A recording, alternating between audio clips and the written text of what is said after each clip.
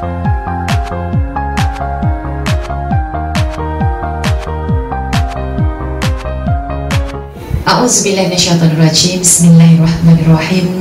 Assalamualaikum warahmatullahi wabarakatuh. Alhamdulillahirabbil alamin wassalatu wassalamu ala Rasulillah wa ala alihi wa sahbihi ajma'in. Alhamdulillah. Syukur kehadrat Allah Subhanahu wa taala kerana SMBKC Training and Consultancy di bawah kelolaan Ustazah beserta dengan suami Ustazah iaitu Ustaz Wan Akasha, insya-Allah kami sekali lagi akan menganjurkan seminar anak hebat dunia dan akhirat ataupun yang lebih dikenali dengan nama Syahdu penghujung November hingga Disember ini. Sempena cuti sekolah, ibu bapa jangan susah hati. Ustazah dengan Ustaz akan menganjurkan seminar Syahdu ini khusus kepada anak tuan-tuan dan puan-puan ya, yang berumur daripada 9 tahun sehinggalah 18 tahun. Dan seminar Syahdu ini memang unik, memang istimewa. Yang pertama sekali kerana ia dikendalikan sendiri oleh Ustazah dan Ustaz beserta dengan anak-anak kami. Kadang-kadang ramai orang bertanya, betul ke Syahdu ni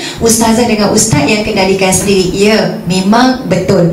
2 hari 1 malam Ustazah dengan Ustaz akan kendalikan sendiri. Yang kedua, dalam seminar Syahdu ini kita dah melantik lebih kurang 12 orang naqib dan naqibah ataupun sekarang kita panggil sebagai facilitator yang terdiri daripada abang-abang, kakak-kakak, graduan ataupun siswa-siswi UIA, UKM, UUM, kuis pun ada. Untuk apa? Untuk membimbing anak tuan-tuan dan puan-puan. Kita nak memperbaiki bacaan ayat suci Al-Quran mereka, solat mereka, hidupkan sunnah Nabi SAW sepanjang 2 hari 1 malam. Yang ketiga, seminar Syahdu ini Ustazah dengan Ustaz amat menitik beratkan tentang solat yang khusyuk kepada Allah. Sebab solat ini adalah jati diri kita. Nak perbaiki solat tu, bacaan-bacaan yang kita baca dalam pergerakan solat kita, setiap rukun dan sebagainya. Yang keempat, setiap slot kita ni akan sentiasa berkumandang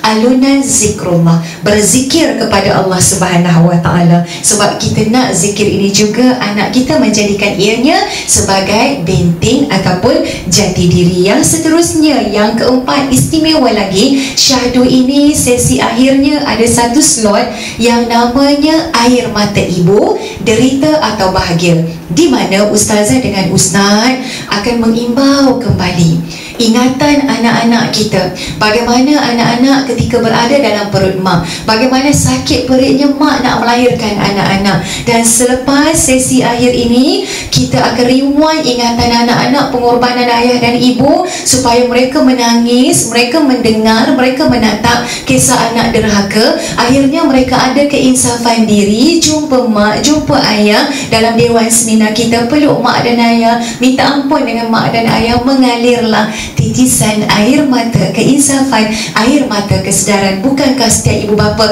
nak melahirkan anak soleh, anak soleha, anak hebat dunia dan akhirat? Dan yang seterusnya, kita juga akan fokus kepada kecemerlangan di dalam peperiksaan. Dan ada lagi satu slot yang sangat istimewa. Slot ini kita namakan sebagai syukuri nikmat sesali dosa, iaitu slot Qiyamul Lail bersama dengan Ustazah Ustaz dan juga naqib-naqibah yang 12 orang tadi. Kita akan sama-sama bermunajat kepada Allah. Ada solat sunat taubat, kita sama-sama nak minta ampun kepada Allah, menyesali di atas segala dosa-dosa yang telah kita lakukan kepada Allah. Pendek kata, Syahdu seminar anak hebat dunia dan akhirat ini kita fokuskan 3 A+.